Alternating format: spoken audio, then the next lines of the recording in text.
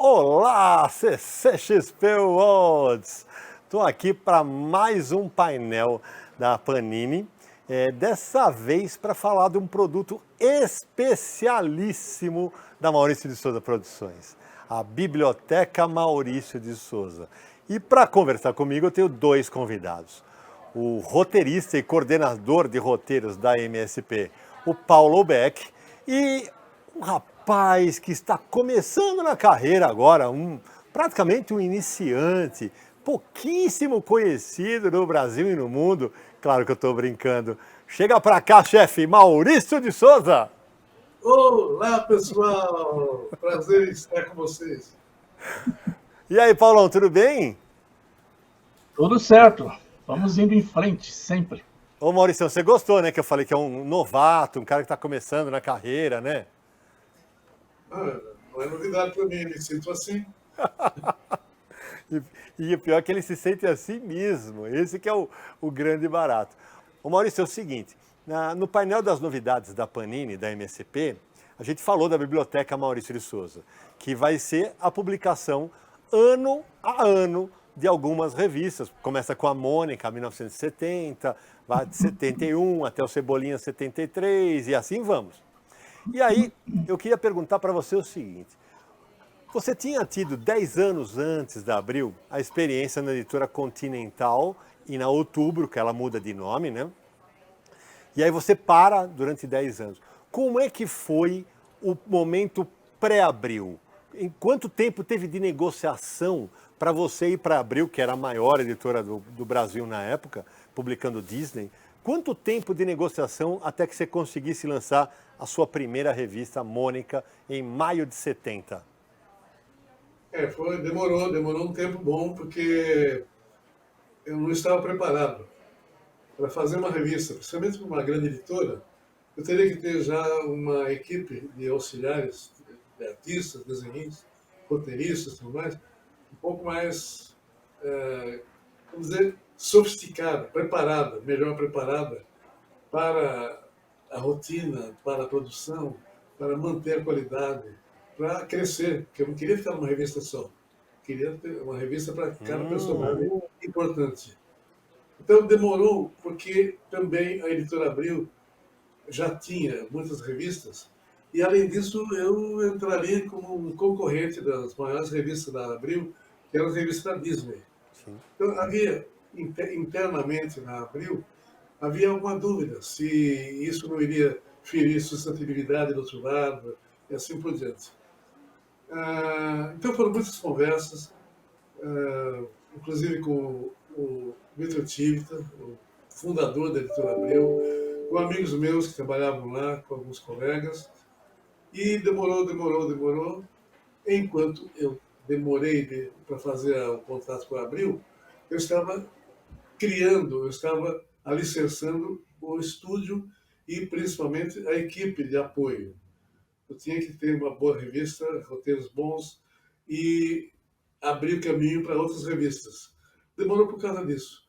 Então eu tive paciência, sabia que era muito difícil, mas no final, no ano de 70, saiu a primeira revista, Mônica, com 200 mil exemplares, uma coisa louca para o tempo. Embora Disney tivesse milhões. Mas eu estava começando, ela estava chegando lá. E a Mônica, a revista Mônica, foi seguida do Cebolinha, depois do Cascão, depois do Chico Bento, e aconteceu tudo que vocês que acompanham a turminha sabem, acompanharam também como crianças, como jovens, como adultos, e continuam acompanhando, felizmente. O nosso tempo de trabalho parceirado com uma editora e também com variedade de personagens é uma coisa meio difícil de encontrar no mundo. Sim. Afinal, nós estamos com mais de meio século de publicação ininterrupta dos principais títulos. E, logicamente, vivendo disso. Isso que é importante para um desenhista, é poder sobreviver consigo mesmo, com a família, com as responsabilidades que tem, sobreviver durante anos e anos e anos com um produto que de alguma maneira, se renova, mas o básico é o mesmo. A Mônica Sim. é a mesma, o Cebolinha é o mesmo, a Ciclone é a mesma coisa. Isso, então, permite que eu possa dizer que nós estamos alfabetizando a criançada brasileira, que já Uhum. são adultos já, por mais de meio século. É verdade. 3 para 4 gerações começaram a ler nas nossas revistas, ou com as nossas revistas. Então, é um motivo de orgulho. O maior motivo de orgulho que eu tenho, o principal, é essa medalha no peito de alfabetizador. Uhum. Milhões e milhões de brasileiros se alfabetizaram com os personagens da Turma da Mônica.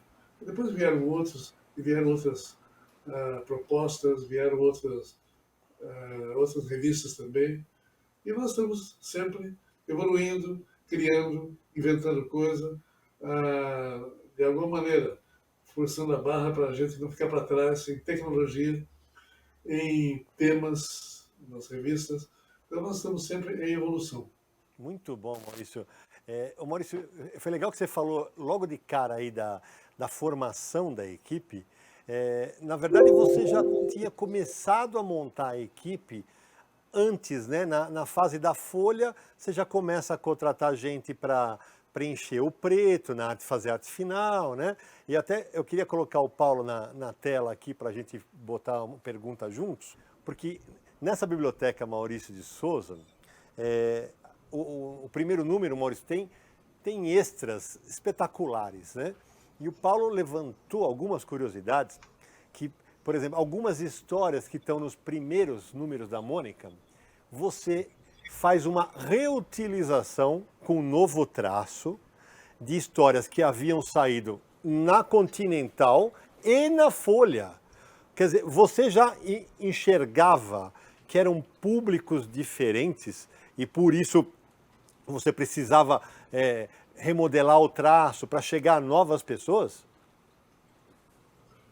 Eu sempre me preocupei em repor, quando, vamos dizer, algum artista saía, não podia continuar trabalhando e tudo mais, sempre preocupei em ter uma alternativa para não parar, não paralisar, não faltar material. E era um tempo difícil, porque não tinha offset, trabalhávamos com clichês, são carimbos metálicos que eram usados nas máquinas nas rotativas. Era muito difícil tudo. Mas era difícil pelos padrões de hoje. Naquele tempo era o que havia e a gente dava graças a Deus por haver clichê, por haver um jornalista lá na cidade do interior que queria comprar ou alugar as tiras nossas. Quando eu falo alugar, é porque eu fazia um serviço de rodízio dos clichês. Eu tinha poucos clichês e eu não podia vender tudo, vender para muitos jornais que eu não tinha como fornecer os clichês. Daí eu tinha que fazer rodízio. E daí eu visitava os jornais, falava com os diretores dos jornais, e é uma coisa que eles falavam sempre, Sidão e Paulo, você está oferecendo tiras, histórias em quadrinhos, seriadas algumas. Você tem condições de manter, você não vai mancar, porque já houve casos anteriores em que o pessoal começou e não terminou, não fornecia direitinho e tudo mais. Eu garantia para eles, e eu garantia com uma convicção que eles sentiam que era real, que era dura. Eu falava, eu posso manter, eu não vou falhar, eu vou providenciar sempre uma material novo para chegar lá quando vocês já tiverem gasto tudo. Por que eu fazia isso? Porque eu desenhava, eu escrevia, eu desenhava, eu fazia tudo sozinho. Eu não tinha ainda uma equipe no começo, então eu confiava em mim. Quando eu ia vender para um jornal do interior, um jornal pequeno, principalmente, eu tinha certeza que eu podia manter a produção, manter a entrega e continuar a trabalhar e, de preferência, voltar com algumas novidades, como eles queriam também. E com isso eu precisei ir criando realmente uma equipe para me ajudar. Primeiro, uma pessoa para pintar os espaços que eram em negro, com tinta. Eu botava um X ali, dava para eles, para o rapaz que pegava esse trabalho, e ele pintava tudo de preto. Depois o outro era para fazer o reenquadramento do quadrinho. Em seguida, depois, era para fazer o balão, e depois para fazer a letrinha, para fazer a escrita. E foi indo, foi indo, foi indo, e nós cada vez mais fomos aumentando o nosso grupo de assessoria para que eu pudesse atender a todos os jornais. Hoje nós temos cerca de 400 artistas trabalhando conosco, com possibilidade de trabalhar com mais gente ainda. Também faltando atenção pessoal, também faltando um bom roteirista de história de quadrinhos. Olha, tá aí a oportunidade, hein? Tá aí a oportunidade. Então, começou com muito trabalho, trabalhava dia e noite. Houve um tempo também que eu saí do jornal e fiquei desempregado, sem dinheiro, precisava então sair com os clichês, fazendo rodízio dos clichês, até que um jornal do Rio de Janeiro publicou o nosso material, o Piteco, o Homem Pré-Histórico, e com aquilo parece que houve uma descoberta de outros jornais do Brasil inteiro quanto ao nosso material. E a partir dali eu comecei a trabalhar com grandes jornais e daí ficou mais fácil, pelo menos a parte financeira. Trabalho, não. Trabalho sempre foi muito duro, difícil. E dinheiro também, no começo. Mas foi um crescimento, uma ascensão suave, tranquila, sem muitos arroubos, porque era perigoso.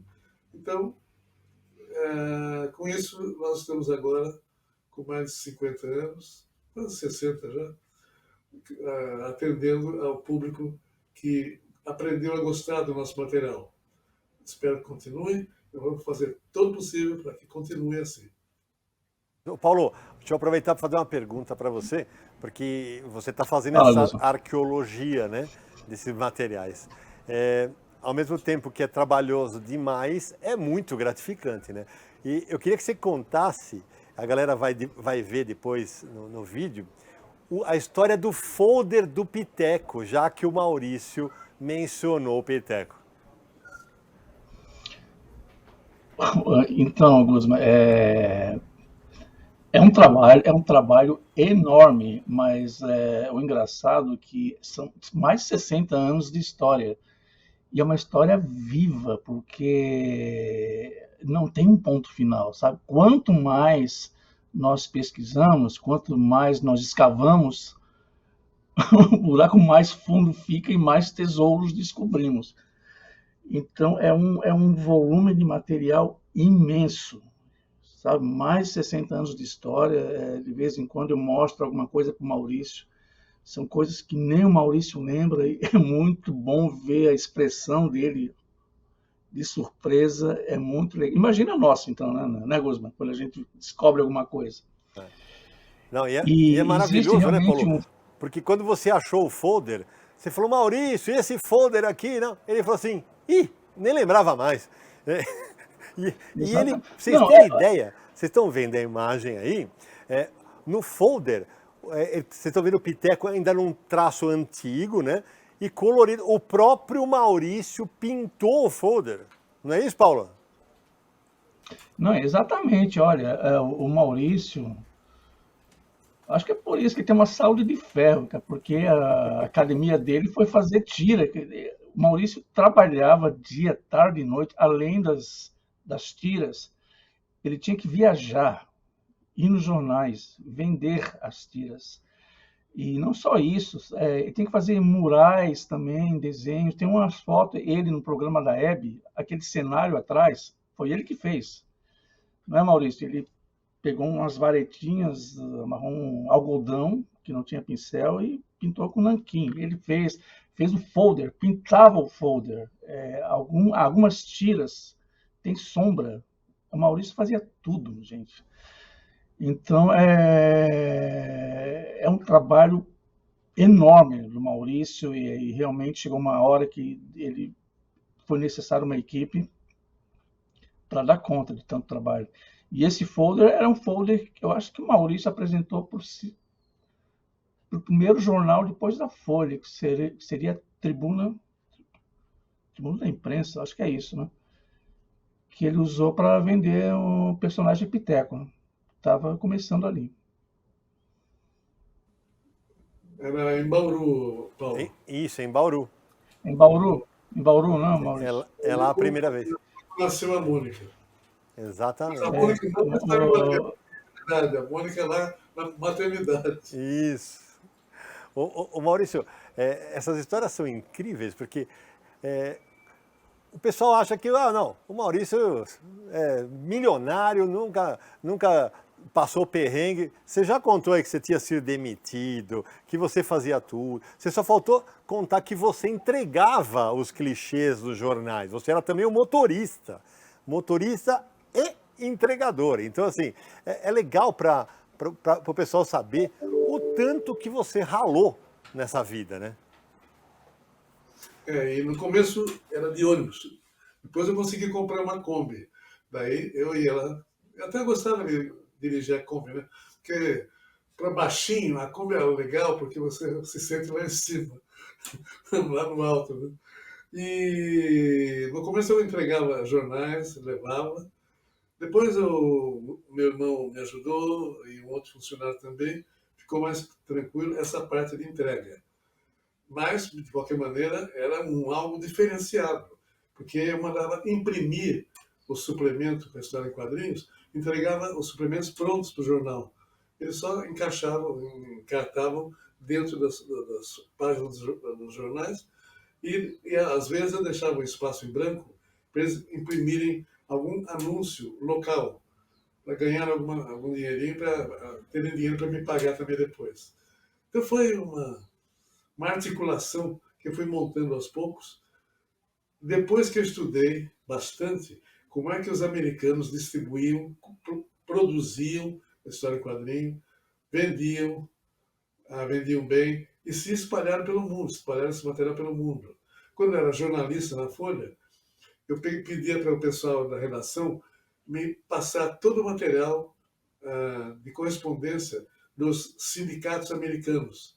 Eu queria ver, entender como é que eles faziam para tirar, de alguma maneira, distribuir as tiras de jornal. Lá eles podiam fazer isso, tinham tecnologia. No mesmo dia, a mesma tira saía em centenas de jornais. Daí eu olhava os resultados financeiros, né? Eram 700 tiras por dia, 600 tiras por dia, sendo que metade daquilo ia para o desenhista, metade da tira. Era dólar que não acabava mais. Então eu ficava, opa, tenho que inventar alguma coisa parecida aqui no Brasil também. Eu tenho que ter a redistribuição do material. E criamos isso. Depois que comecei a fazer esse trabalho, a coisa desandou um pouco melhor. Eu cheguei a cerca de 400 jornais publicando nossas tiras no país inteirinho, desde o Nordeste, Norte, até o Sul, até Bagé e tudo mais. Foi um período heróico, bacana, legal, deu trabalho danado. Eu tinha um mapa do Brasil e cada jornal que fazia um contratinho comigo, eu botava lá um clipe, um espetinho, tem um nome aí, esqueci agora. E então meu mapa do Brasil ficava cheio de corzinhas vermelhas, que é onde eu estava chegando com o nosso material. Eu publicava material em São Paulo, no Diário da Noite, no Diário de São Paulo, na Folha de São Paulo, no Correio Paulistano e ainda no jornal juvenil, onde também nasceram algumas coisas primeiras no Piteco, depois foram para o Bauru. Era muita coisa. Eu tinha meia dúzia de auxiliares, era pouco para o que eu fazia, mas tinha 24 horas à minha disposição para eu trabalhar e fazer tudo isso daí. Muito, muito legal, Maurício. Agora, Maurício, naquelas primeiras histórias, era muito comum você colocar coadjuvantes. que para o leitor comum ninguém ia reconhecer.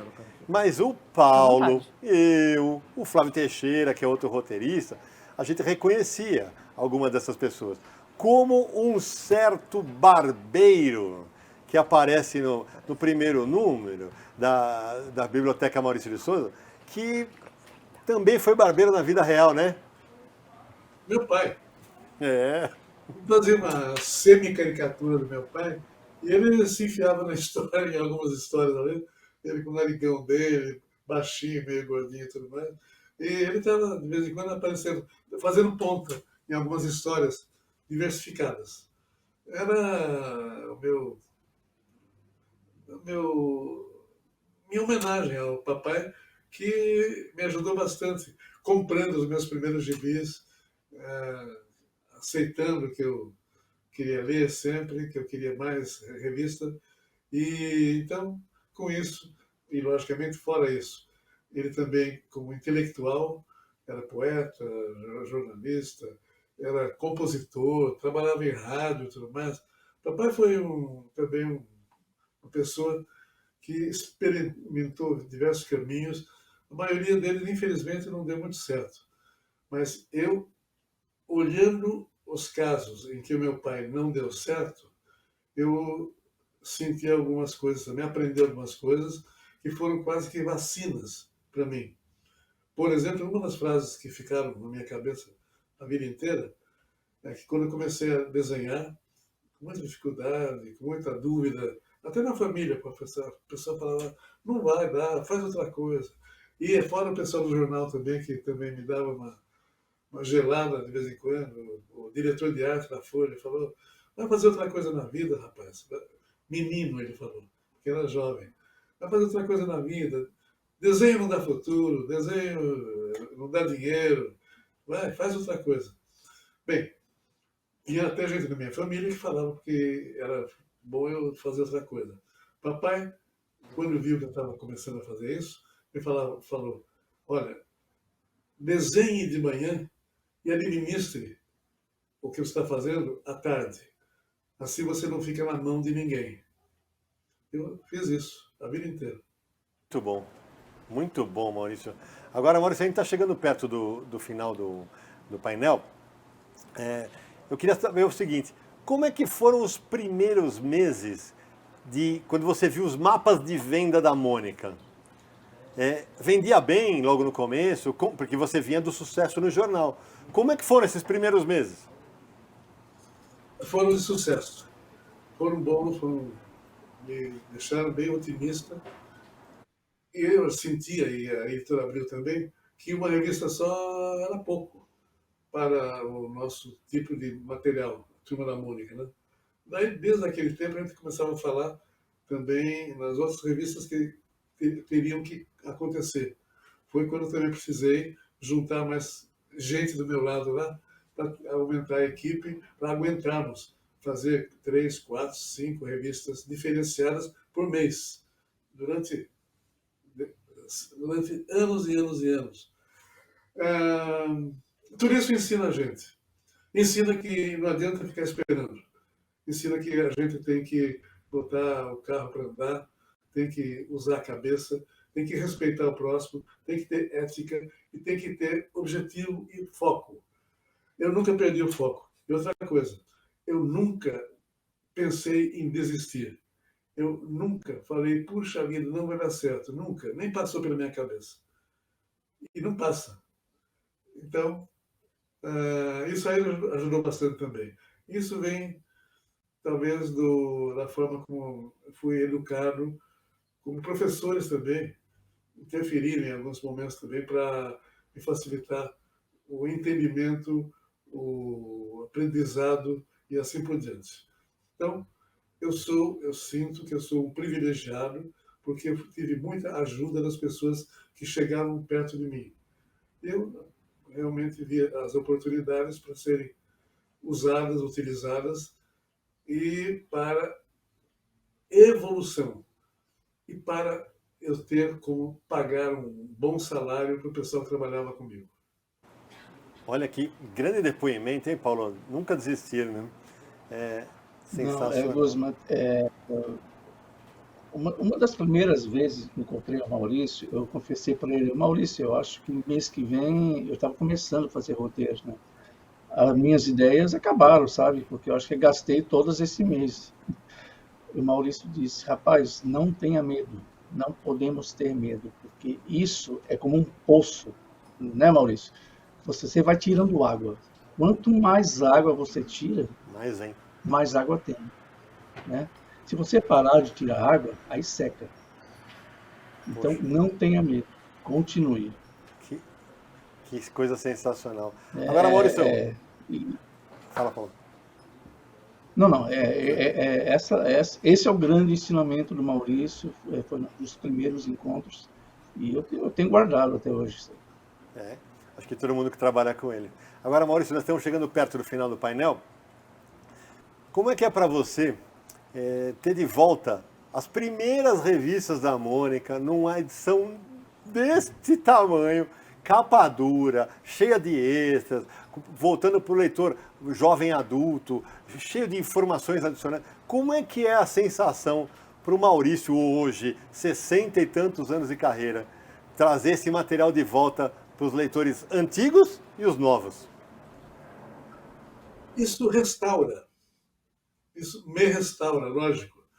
É uma prova de que o nosso material é universal, que faz alguma coisa de boa para a família, para a sociedade, para a cultura do país. Então, isso que nós fazemos, todo o trabalho que nós fazemos no estúdio, eu acho que é uma coisa muito positiva para a cultura, para o bem-estar social e para a informação, informação em geral até, às vezes assim, necessária em alguns momentos. Como, por exemplo, na pandemia, nós usamos bastante os personagens. Cascão lavando as mãos, Mônica falando dos cuidados que precisa haver nessa época e tudo mais. Então, os nossos personagens não estão afastados da nossa realidade. Logicamente, a gente evita alguns temas que não ficam bem numa história que vai para um tipo de o tipo variado de leitores que nós temos. Não mexemos com principalmente política, não mexemos com algumas coisas que podem ferir sustentabilidade. Caminhamos também em evolução com respeito aos roteiros, a algum tipo de trabalho de história que tem algumas coisas que estão fora de moda, fora do momento. O Chico Bento soltava balão antigamente. E, nossa, isso hoje é crime. E o Chico Bento não parou de soltar balão, não precisou receber palmada, não precisou nada. Ele e nós, no estúdio, resolvemos que não podemos soltar balão. Outra coisa menos grave, mas também é uma coisa em termos de hábito, o Cebolinha pichava os muros, as paredes, para desenhar a caricatura da Mônica ou algumas palavras que usava lá que a Mônica não gosta. Ele parou de fazer isso, nunca mais ele pichou o muro. Agora ele continua desenhando a Mônica meio caricaturada num papel ou num papelão que ele gruda ali no muro, mas tira aquilo e o muro fica intacto, fica limpinho como sempre. Então muitas coisas, os personagens Mônica não bate mais no Cebolinha, vocês repararam, em histórias novas nossas, acabou aquele negócio dele que tá caído no chão, tá com o olho roxo, tá machucado porque levou coelhada da Mônica. Isso era, porque realmente é uma agressão, é uma coisa que não deve acontecer. Deve haver harmonia, deve haver amizade eterna entre a criançada e tudo mais, mas agressão, coisas agressivas estão aposentadas. Faz tempo já. E agora que nós estamos também entrando em outros países, nós temos também que fazer algumas histórias que não firam suscetibilidade, que possam circular pelo mundo todo sem maiores problemas, que não sejam tabus em algumas áreas. São os cuidados que nós temos que ter quando a gente trabalha com o leitor, que é a peça mais delicada e honrada que nós temos na frente do nosso papel de desenho. Muito bom, Maurício. E é legal deixar claro que na Biblioteca Maurício de Souza as histórias são preservadas como saíram na época. Então, vai haver notas editoriais explicando isso aqui é um produto da época, hoje isso não acontece mais, tá? Então, isso é muito É importante. bom para o pessoal entender que há alterações de hábito, de costume, tradições, tudo mais. Isso é cultural. A É, gente precisa passar para a criançada, para o jovem, para o adulto que lê, que o mundo muda e nós temos que mudar juntos. é Mas isso o que mesmo. passou existe e é uma plataforma onde pisamos, andamos e deixamos um rastro. Agora, logicamente, não vamos continuar fazendo coisa que não bate mais com a realidade. Muito bom. Bom, Maurício, a gente vai, antes de encerrar, deixa eu chamar a Tita aqui, porque ela vai falar dos detalhes técnicos do primeiro número da Biblioteca Maurício de Souza. Peraí, Tita, vem cá. Vem cá. Ô, Tita, vem cá. Ó, a Tita aí. Aê. Fala, oi, Oi, Tita. gente. Meu Deus, fui interrompida aqui, puxada. Mas foi ótimo, um prazer, que emoção falar com você, Maurício. Tudo bom? É um prazer, prazer é meu. E A gente se fala todo estava mês ouvindo por. aí, Fala, Maurício, eu por não sabia favor. que você estava ouvindo, não sabia que você estava ouvindo do lado aí, torcendo para alguma coisa. Eu acho que torcendo para que esse projeto nosso vá embora, se estabeleça e fique uma coisa nova e diferente para o nosso leitor. Né? Com certeza. Estava trabalhando nele, projeto muito querido mesmo. Aproveita e conta aí, Tita, quantas páginas, formato, vamos lá. Gente, meu Deus, é a alegria dos colecionadores, né, Sidão? São. Nossa, até me ajuda aqui que eu tô nervosa. 500 e... Putz, peraí, agora Quinhentos estamos e cheios. Boa, doze, 512. 512 páginas. Isso é o primeiro volume, né? Os próximos ainda Os vão ser. próximos vão para cima de 700, porque são 12 volumes, 12 revistas mensais por volume. Sim. Então, capa dura, como você já deve ter falado, com Vamos, verniz.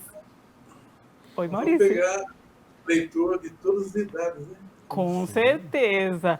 A criança pequena fica meio difícil porque, ó, formatão, aquele tijolo. Mas com certeza, para crianças de todas as idades. Com certeza. Um produto histórico. Por aí. Papel Guzman, como couché, nós né? conversávamos, essa história está sendo recontada, porque muita origem de personagem estamos descobrindo que é um pouquinho antes Uhum. de outra origem. É, Aí o leitor, o colecionador, vai entender muita coisa. é. Muito porque o Jotalhão é verde, porque o Cebolinha tem 5 fios, sabe? Nossa, Botar a eu quero memória saber. funcionar, trazer bastante história É, que não é muito conhecida, ou está meio esquecida, ou que precisa ser conhecida. E é isso mesmo. Então, Tita, vem aí uma coleção maravilhosa. Seu Maurício, Paulo, Tita, muitíssimo obrigado por participar desse painel. E obrigado a todo mundo que assistiu. Seu Maurício, o senhor encerra. Eu vou encerrar.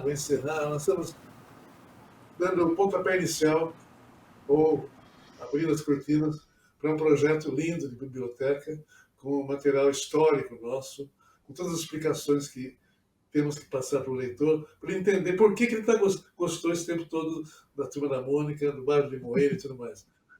Vamos jogar as sementinhas aí para o pessoal entender por que ele ficou fã da Turma da Mônica. Mas é a coisa mais gostosa do mundo. A gente fala do que nós fizemos para, principalmente, a criança brasileira. Realmente é uma coisa de bater o coração.